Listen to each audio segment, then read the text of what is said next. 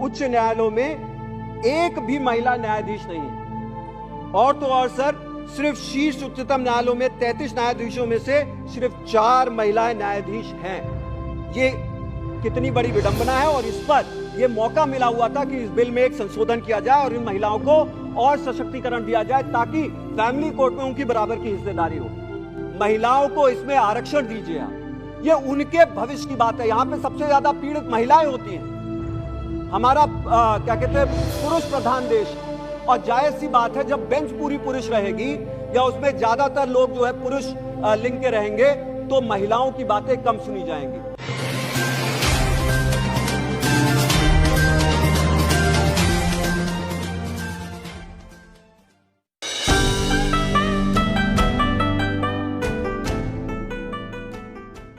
वक्तव्य को यहाँ पे रखने के लिए आपने अवसर दिया, मैं इसका आभारी हूँ।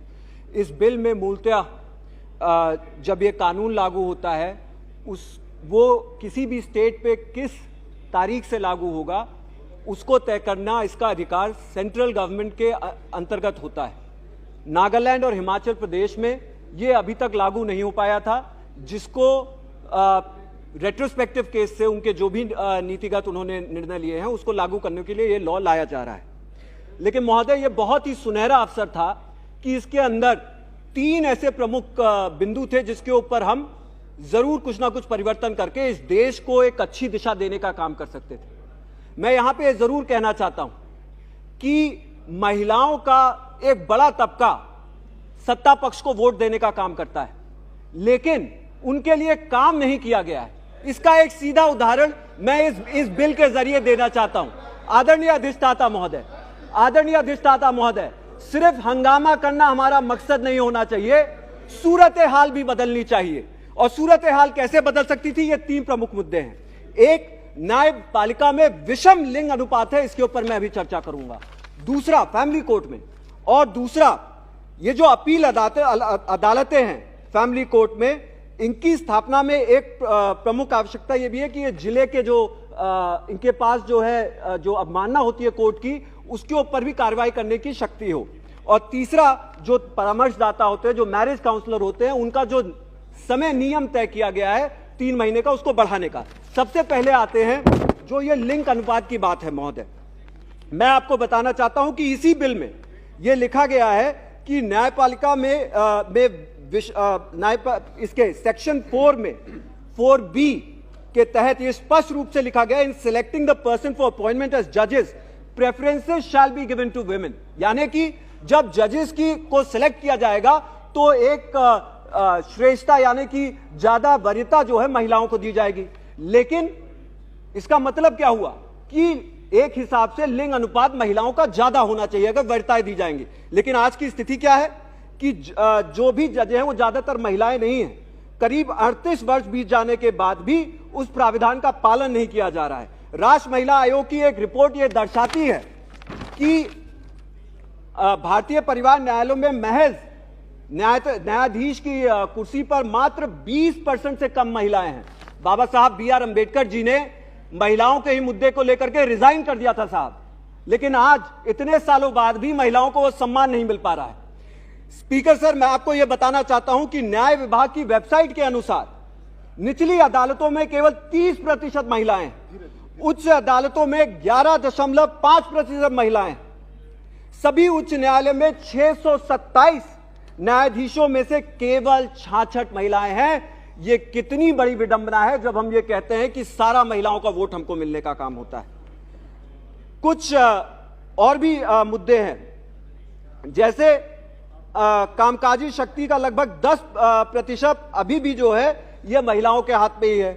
आप भी आश्चर्यचकित हो जाएंगे जब आपको मालूम पड़ेगा कि कुछ उच्च न्यायालयों में एक भी महिला न्यायाधीश नहीं है। और तो और सर, सिर्फ शीर्ष उच्चतम न्यायालयों में 33 न्यायाधीशों में से सिर्फ 4 महिलाएं न्यायाधीश हैं। ये कितनी बड़ी विडंबना है। और इस पर यह मौका मिला हुआ था कि इस बिल में एक संशोधन किया जाए और इन महिलाओं को और सशक्तिकरण दिया जाए ताकि फैमिली कोर्ट में उनकी बराबर की हिस्सेदारी हो। सर, मैं 5 मिनट और लूंगा। पिछले 15 वर्ष के आंकड़े ये दिखाते हैं कि न्यायपालिका में महिलाओं का प्रतिनिधित्व बेहद कम रहा है। 2006 और 2021 में के बीच 150 महिलाएं न्यायाधीशों को उच्च न्यायालय में नियुक्त किया गया था, लेकिन उनमें से 84 पहले से ही सेवानिवृत्त हो चुकी थी और 66 अभी सेवारत हैं। सब महिलाओं को उन सभी जगहों पर सेवारत होना चाहिए जहां उनके, आपके और समाज के लिए निर्णय लिया जा रहा हो। जैसे कि इस कोर्ट में जिस बिल पे अभी हम फैमिली कोर्ट की बात कर रहे हैं, अपील अदालतों में, ये मेरा दूसरा मुद्दा है सर, अपील अदालतों में फैमिली कोर्ट के बेंच की स्थापना एक बहुत ही आवश्यक जरूरत है। होता क्या है सर, इस पे जो जिले स्तर पे जो पारिवारिक न्यायालयों में किए गए फैसले होते हैं, जो समान सिद्धांतों के आधार पर किए जाते हैं, उन पर उनकी अपील के मामलों का फैसला करने में उसमें मदद मिलेगी। क्योंकि सर एक परिवार न्यायालय के पास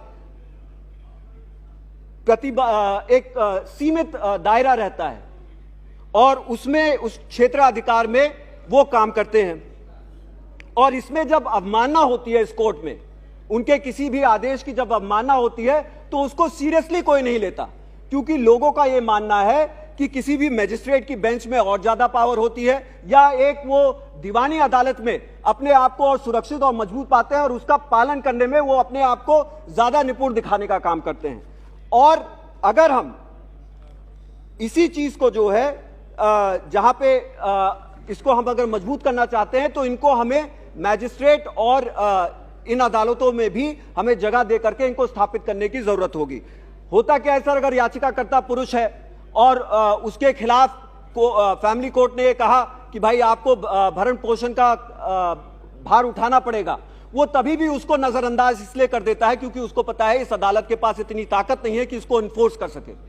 तो सर ये मौका मिला हुआ था जो कि सरकार ने इस समय जब ये संशोधन ला रहे थे तो इसको करना चाहिए था, लेकिन इस मौके को गंवाने का काम किया है। तीसरा, जो मैरिज काउंसलर्स होते हैं यानी कि परामर्शदाता जो होते हैं, उनका सर 3 महीने का जो है जो भी पीड़ित होता है उसके साथ 3 महीने तक उनको लगाया जाता है ताकि उनकी समस्याओं को समझने का काम करें और उनको मदद करें, मैरिज काउंसलिंग दें। लेकिन सर होता क्या, अगर कोई मामला 3 महीने से अधिक चला जाता है तो हमें देखने को मिलता है कि वो परामर्शदाता यानी कि मैरिज काउंसलर बदल जाता है, नए सिरे से उन्हें अपनी पूरी विडंबना उनको बतानी पड़ती है, उसको समझने में समय भी लगता है, और ये इस लॉ में एक गहरी खामी है जिसको दूर करने का एक मौका मिला था, जिसको करना चाहिए था। सर मैं आपके माध्यम से ये अपील करना चाहता हूं और मैं कंक्लूजन की तरफ आ गया हूं। मैं ये अपील करना चाहता हूं कि आप फैमिली कोर्ट से ही शुरुआत करिए, महिलाओं को इसमें आरक्षण दीजिए। आप, ये उनके भविष्य की बात है। यहां पे सबसे ज्यादा पीड़ित महिलाएं होती हैं। हमारा क्या कहते हैं, पुरुष प्रधान देश है, और जायज सी बात है जब बेंच पूरी पुरुष रहेगी या उसमें ज्यादातर लोग जो है पुरुष लिंग के रहेंगे तो महिलाओं की बातें कम सुनी जाएंगी। हम महिला सशक्तिकरण की बात जरूर करते हैं, हम बाबा साहब की बात जरूर करते हैं, हम महिलाओं का वोट लेने के लिए उनके बारे में बड़े बड़े वादे जरूर करते हैं, लेकिन जहां पे भी सर महिलाओं के हित की बात होती है तो कहीं ना कहीं हम गलतियां कर बैठते हैं और पीछे हट जाते हैं। मेरा आपके माध्यम से आदरणीय लॉ मिनिस्टर जी से यह निवेदन है कि इस पर पुनः जाकर के विचार करें और इस पे महिलाओं को सशक्तिकरण देने के लिए विचार करें। हालांकि वैसे तो ओबीसी और एससी की भी बात मैं कर सकता हूं जिनको कोई आरक्षण नहीं मिलता, लेकिन क्योंकि यह बिल महिलाओं का है इसलिए मैं इस पे सीमित रहूंगा, लेकिन यहां पे इस मंच के माध्यम से उस पर भी विचार करने के लिए जरूर बोलूंगा। आपने मुझे इतना समय दिया, मैं इसके लिए आपका आभारी हूं। बहुत बहुत धन्यवाद। जय भीम, जय भारत।